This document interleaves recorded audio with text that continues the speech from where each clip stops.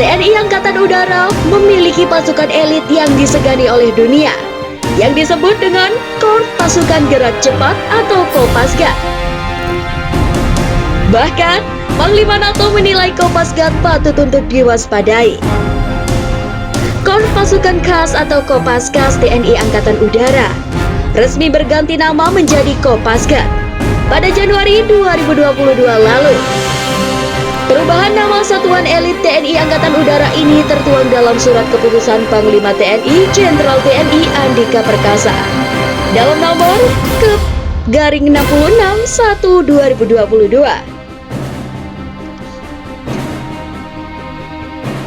Prajurit Kopasgat yang diangkat jadi dan Paspampres Pasukan Khas TNI Angkatan Udara ini awalnya dinamai Komando Pasukan Gerak Cepat atau Kopasgat, yang ditetapkan pada 17 Oktober tahun 1947.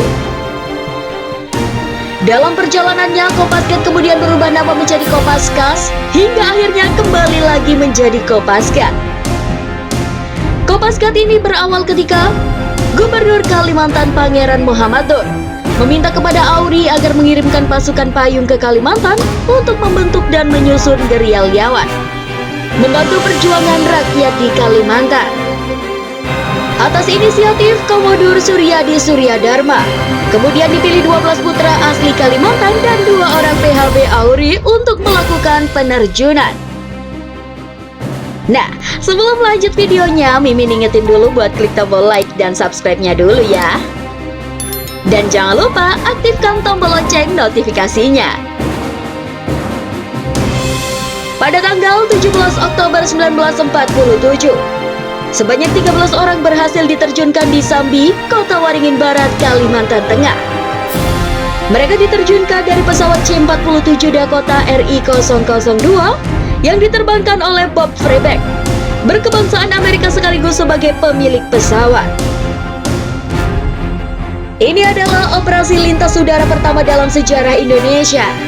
Peristiwa penerjunan yang dilakukan oleh 13 prajurit AURI tersebut merupakan peristiwa yang menandai lahirnya Kopasgat. Pasgat merupakan satuan tempur darat berkemampuan 3 matra, yakni udara, laut, dan darat. Setiap prajurit Pasgat minimal harus memiliki kualifikasi para komando atau parako untuk dapat melaksanakan tugas secara profesional. Kemudian ditambahkan kemampuan khusus kematra udaraan sesuai dengan spesialisnya. Pasgat sebagai pasukan pemukul siap diterjunkan di segala medan baik hutan, kota, rawa, sungai maupun laut untuk menumpas semua musuh yang melawan NKRI. Paskas mempunyai ciri khas yang tidak dimiliki oleh pasukan khusus lainnya, yakni operasi pembentukan dan pengoperasian pangkalan udara depan, yaitu merebut dan mempertahankan pangkalan dan selanjutnya mempersiapkan pendaratan pesawat dan penerjunan pasukan kawan. Sederet prestasi dibekali dengan kemampuan komplit. Pasgat muncul menjadi satuan elit yang tangguh. Pasgat dengan baret jingganya menjadi andalan dalam sebuah operasi khusus. Kehebatan dan ketangguhan prajurit baret jingga dalam menyelesaikan tugas tak perlu diragukan lagi. Warna baret jingga sendiri terinspirasi dari cahaya jingga saat fajar di daerah Margahayu, Kabupaten Bandung, Jawa Barat, daerah tempat pasukan ini ditempa. Tak heran jika pasukan khusus ini disegani sejumlah negara-negara di dunia. Bahkan beberapa panglima NATO mengungkapkan jika Indonesia menjadi salah satu negara yang patut diwaspadai karena memiliki pasukan khusus yang selalu disimpan, yaitu Pasgat. Pernyataan itu disampaikan mantan panglima NATO saat ditanya salah seorang mahasiswa di Amerika.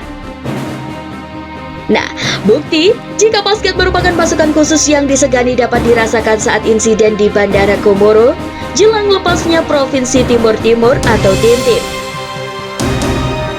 Tak hanya di Kalimantan dan Timur Timur, kepiawaian prajurit Pasgat dalam menjalankan misi juga dibuktikan ketika menghadapi kelompok kriminal bersenjata atau KKB di Papua. Pasgat ini berhasil menembak mati satu orang anak buah Larry Mayu Telengen yang menyerbu Bandara Armada Amin Garut, Distrik Omukia, Kabupaten Puncak, Papua, yaitu seorang anggota KKB bernama Tera Wamak, 27 tahun tewas tertembak. Nah, gimana sob? Semoga video ini bisa bermanfaat buat kalian semua ya. Kalau kalian suka dengan video ini, jangan lupa untuk klik tombol like. Dan kalau belum subscribe, Mimin ingetin dulu buat subscribe-nya ya. Sampai jumpa di video selanjutnya.